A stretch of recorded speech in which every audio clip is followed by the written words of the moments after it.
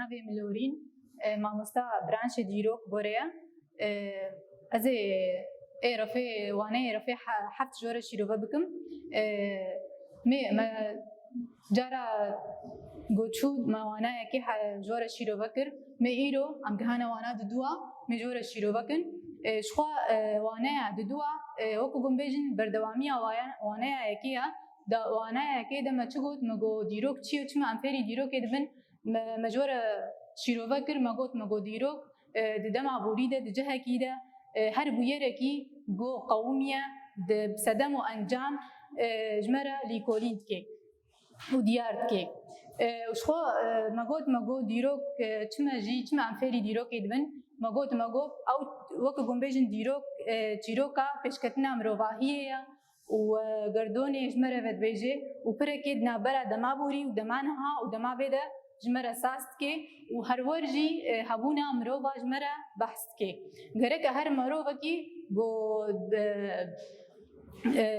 hebûna xwe çilowê nas bike got dîroka xwe nas kî her kesekî got dîroka xwe nas neke weke got hebûna wî nîne gerek nas kê ji çi nijadê ji çi zimanî ye ji nav çi civakê de mezin bûye û li ku derê û çawa mezin dibe li vê dirkê me jora me kemilênin ji xwe di dwaneya dînekê de me got gelek zanistên ê got alîkar bûn bi zanista dîrokê ve gelek bûn ewnakê jî alîkar kirin bes herwer di vê wanê de ji xwe wana me ya îro dibêje dibe rêbazên lîkolînê û destgirtina zanista dîrokê ya ji xwe dwaneya berî vê de me got gelek zanist hebûn alîkarî bi zanista dîrokê re kirin bes zanista dîrokê gaveke pêşxist ji bêhtirî ji wayê zanistên ê civakî ve li vê dirkê û ji xwe di lîkolînê de gelekî pêş ket wekî gom bêjin dapêşiya zanistên civakî çilo çawa em ê bêjin her agahiyê got wextê got dikevine nav distê dîroknasan de dîroknas gelekî ser wat sekinê dixebitê lîkolîn dike di mêzênê bêka çi tiştê şaş çi tiştê rastê de hene çi tiştê kêm tê de hene çi zêde ne kêm dike vî awayê em dikarin jore bêjin li vê dirkê em ên hakê behsa wana xwe kin me bi derbasî wana xwe bin ji xwe li vê dirkê dibêje dibe her got agahiyeke ew tiştekî nû wekî got dibêjin belgeyên cîderên nû dikevine nav distê dîroknasan de ji xwe wekî got dibêje ew bûyêr heme tê guhertin bûyêreke nû ji me re tê çêkirin û tê guhertin li vê dirkê mînak em jore bêjin em behsa kî kin behsa meselen İskenderê Meqdûnî İskenderê Meqdûnî ji xwe hûn nas dikin enû gelekî bi nav û deng bû ji xwe hûnê pirtûka ya refê hez dibe hûnê wana înakê bibin ev nakê gelekî behsa wî nakê dikin enû bi nav û deng bû bihêz bû gelekî belgeyan de hatin nîvîsandin enû mesela mînak em bêjin gelek xelkê ji hev re mesela digot enû İskenderê Meqdûnî belkî hêzayî hebû li enû leşkerî wî nakê bijmareke gelekî mezin bê mesela digihê milyara ew milyona na belkî mesela mînak nedî ji me re werine derxistin agahî nedî bikevine nav distê me de cîder nedî derkevin ser İskenderê Meqdûnî ji me re bêje bêne leşkerî wî nakê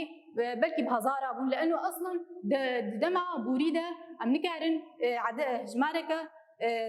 yani yeke muhedded em bêjin çima ji ber got herwer dîrok guherîn tê de çê dibe wekî gom bêjin enû tiştê nû derdikevin di dîrokê de tiştê veşartî hene tiştê got ji me re nû re têne nîvîsandin nû re mesela xebit dîroknas dema got xebitin di lîkolînê wa de bare derdikevin ji ber wî belkî em bêjin enû dema İskender enû ew mirovê di dema wî de dijiyan belkî bi hezara bin ew di hezara bin erê bes ne hejmareke gelekî mezin li enû belkî mubalexa hebe duê dîrokê de ew nîvîsandina got behsa İskenderê Meqdûnî kiribê li divê demê de em ê derbas bibin me çilo me bizanibin enû dîroknas wê lîkolînkê wê gihê encameke dawî enû xelas enû ev digihê vê dîrokê û digihê va bûyera ji xwe her got dîroknas divê çi bike divê cîderê xwe kom bike û mêzênê di çi cîderê de çi kêmayiyê wê heye çi zêdeyî wê heye û ji bo wê bûyera got çêbûyî nas bike û binîvisênê li vê dirkê em ê bêjin ji xwe carayekim em bêjin enû peydekirina belgeyan پیدا کرنا بلگه اش خود چلو تی کم کرن دیروکنا سارا جیدرن پلیا یکم هیا و جیدرن پلیا دویم هیا الفيدر كي جدار بلا كم جمرة بحثات كي بحثات شك آلاف شقات تشتي مهم شك وآلاف وكقوم بيجن تجي نيفسين كيفن سالنما نيفسين أرشيفة هاري كيفن شقات تباهي بلجين نيفسكينا حمى وكا مثلا ميداليون مهر دراف أبقى تشتحمى أبد بلجيا يكم دا تاخو يعني كرن وشقوا لينوسين تومار كرني وكاغاز جي قالك بكارتينن دوي جيدرن بلا يكم دا دوي بوارا وريخو يعني كرن دما جو لينوسين تومار كرني تنا درخصتن وكاغاز جي درت كفن بوارا انو تشتي جو ديتنا وتخبطن ومثلا هم ميناك يسر آلافا بينن وكا آلافيتش دما چاندا آريا وهوريا دا بينن ميناكك چاندا هوري وتلحلفه قالكي دولمندا وقالك تشتي خوا جهه خو دهشتنا وقت مثلا وكان بيجن انه دزيك جر كير خلاك بيفر ابقى تشت چاندا اريا وتلحلف هذا ديروك ناس انا هاتيه خو يعني كرن لانه جهه خو دهشتون اب على وانا كينا بفي اواي ام كارن جوره بيجن انه ما بحساج يدرين بلاي كم كرن ام هرن جيدرين بلاي دويم وأبي تلو كبنا نبدستي ديروك ناس هذا وأمجي أم بيجن إنه وقت جيروك أنا دهاتنا قوتن مروفك جيكي ديرت قوت هنا كاشن كارت قوت هاو هم أم بيجن إنه جاليه هفسا هالبس تافد هاتا قوتن هنا جهن كارت قوت حتى ديرو إنه جيروكي دهاتا قوتن مروفكي شو مروفكي الفيدر كي وقت مثلا أم بيجن برتوكي ديروكي كيفن إيجو هاتنا نيفساندن شخوا وك فلسفة وجاي دادي أبقاسا دهاتنا بكارانين شخو بشتيجو لينوسين تومار كرني وكاغز هاتبونا خو يعني كرن بجواناكي تشكر أو تشيروك نيفساندن بي أواي أمتكارن بيجن جورا والفيدر كي شخو هالبستن ديروكي هابون تشيروك بون هفسانة بون قالك جواناكي أم بيجن وكا ميناك وكا تشي وكا هفسانة قلقامش هبو جيروكا كواي حداد هبو جيروكا ماموزين هبو أبقاسا أم كارن بيجن إنه وكا جدار بلاي دويم دا ويورنا خو يعني كرن الفيدر كي أم بتشنا تش بشتي جودا ديروك ناس أبقى جدار كتنا ناب دستيوي دا وشخورا خبتي وتر إنه يعني تربو جدار واناكي ويتشي دا هوراندن ورخنا كرن وأنجام دما قوم بيجن إنه دا هوراندن وكا قوم بيجن ليكولين كرن وي ديروك ناس في وقع امور جو كتنا نهد استوي دا وي خبت الوا وي ميزاني بكا دكنا كيجان دمي كيجان بويري كيجان دمي يا بري يعني زيكي يا مي ولا نا ابقى تشتوي وي ديروك ناس وي ليكولين بكي دبره وي هري رخناندني وي رخنا بكي تشتي كيم تدهبن يعني تشتكي كيم بي او تشتكي جو زيده بي وي كيم كي يعني تشتكي جو كيم بي زيده كي تشتكي جو كتنا ناب دستيويدا ايجو اثباتتكن انه دغنا وي بويري وي دمي الفيدر كيش خو انجام بيردرت كبي دغه انجامي انه اب الاف واب تشك واب تشتكي جو بويرين جو تشي بونا او دغنا فلان دمي شخو ما قلت امين هاكي هرن شخو امين هاكي هرن جورين ديروكي جورين ديروكي وكتشنا شخو سيتشتي ديروكي هنا جورين ديروكي يك جي ديروكا تشيروكي ديروكا ليكولينر ديروكا كورنولوجي الفيدر كي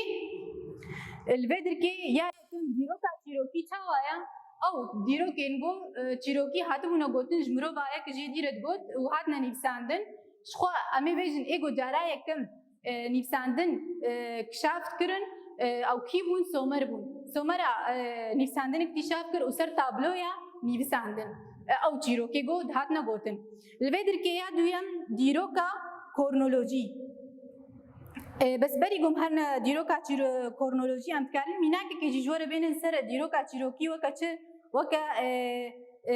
او تشيروكي بري قالك كبنار وكم مثلا بيزن دهاتنا وكا هفسانه بون يعني وكا هفسانه مثلا ياتش وكيا هوميروس ياغو بحثا اليازا اوديسات كي ويا بحثا شرو بفتشونا دما بريات بينا اسينا او طروادات كي ابقاسا جمرا بحث كن وكهف ثانيه جغينا انه سومرا كشف كرش ديروكا نيفسكي وانا كي سر تابلويا دبرا ايدا شخورا نيفساندن الفيدر كيم هرنا ديروكا كورنولوجي ديروكا كورنولوجي تشيا اوكا قد بيجي جمرا بحثا سالنمايا قرالات كي سالنمايا قرالات شلو ام بيجن انه هر قرالة كي قد هاتا سر دستهلاداري تشتكر سالنما خود نيفسان سال بسال سالنما خود دينا هرگون هرورم بيجن انه او ساله قد ديني بسان دنا انه نزيكي هبون او بهبدو وغير دايبون بس بحثا خود كرن وكا كي مثلا وكا ميناك ام بيجن سارغوني اكاد او يقول انه هيزا من تكس وكا هيزا منينا او ايغو هيزا خو بخي وكا يامن بروري تشتيغو ما اوا كرنا وري خراكي كاربي خراكي الفيدر كي حمورابي اي بابلي ام كارن بيجن ايغو زاغوناوي بنابو دنگا او ايغو دبي تشاب دران بدران ابناكي جي فيجي سالنماوي دجي هاتبو خياني كرن يكا ديجي مكارن بيجن مينا اي مصر او ناكيجي قلكي بنابو دنگبو وقت دشانشين خصنا يك خصتا يكيتيك وش خد سالنماوي ده هاتي خياني كرن سالنما ام كارن بيجن انه بي اوايه دما جو هر قرالك بحثا خود كي بحثا تشتي خود كي او دني بسينن جو وتي خياني كرن مرا هر ورم بيجن انه صالي وانا كي نقري داي بهدو بيجي بس اوكو قوم بيجن انه نيزيكي انه بحثا خود كن يعني تمام الفيدر كي ديروكا ليكولينري شخو اب ديروك تشيا اب بيجت بانه زانس جابك قالكي بيشكتي ابيت وكا قد بيجت سردما كان كده دركتي مرا د 6 سالان وزدهاندا دركتي وجمرا هاتي خو يعني كرن بيجت بانه زانستا ديروكي قالكي بيشكت وقالكي برفرهبو وقالك زانستا جياري كاري بيركر بس ويناكي وكا قد بيجي انه جابك پیشیا وانا که دا افت سردما وکم بیشن سردما زانستی ده زانسته که پیشکتی بود. شخو ما قلت إنه 6 سالان وزده عنده بو والبي آواي أمكان بیشن وانا مبداوی بو منها هرن برسينر خاندنه چنا شوين برسای کید بیجش مرا دبی شوين دیروکا نیویسکی چنا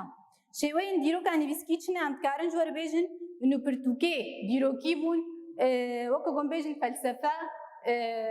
وجاي دادي الفيدر كي هالبستن اي ديروكي تشجي وكو هفسانا وتشيروك ابنا كينا اف برسايكي ياد دوا كيب اواي تشيروكي ديروك نيبسيا ديار بكا كيب اواي تشيروكي نيبسيا ام ديروك نيبسيا عند نجمرا امين هاكي جور بيجن دبي شخو دما سومران دا سالا نزيكي سالين 3000 وبنصدي ده بجد بسومرا وهناكي ديروك نيبسانديا سر تابلويان ابناكي وكوم بيجن برساد دو اجيبا ما چارا سركر يا سسيا امي چنيدم د پايدا كرنا بلگين ديروكي ده جيدرن بلايا يكم زلال بكا جمرش خود بيجن بانه جيدرن بلايا يكم جمرا زلال بكا ام كارن بيجن انه وكا الاف تشك نيبسن أرشيفي نيبسن كيفن وكو قوم بيجن وكو دراف مداليون مهر أبقى تشتحمل وكو قوم بيجن جدار بلاي كمبول بي آواي أما وانا خوشي خلاص كن و برسنة خاندني جي مجورة شارة سركرن أزوب مين بكيف وخشية ده سباس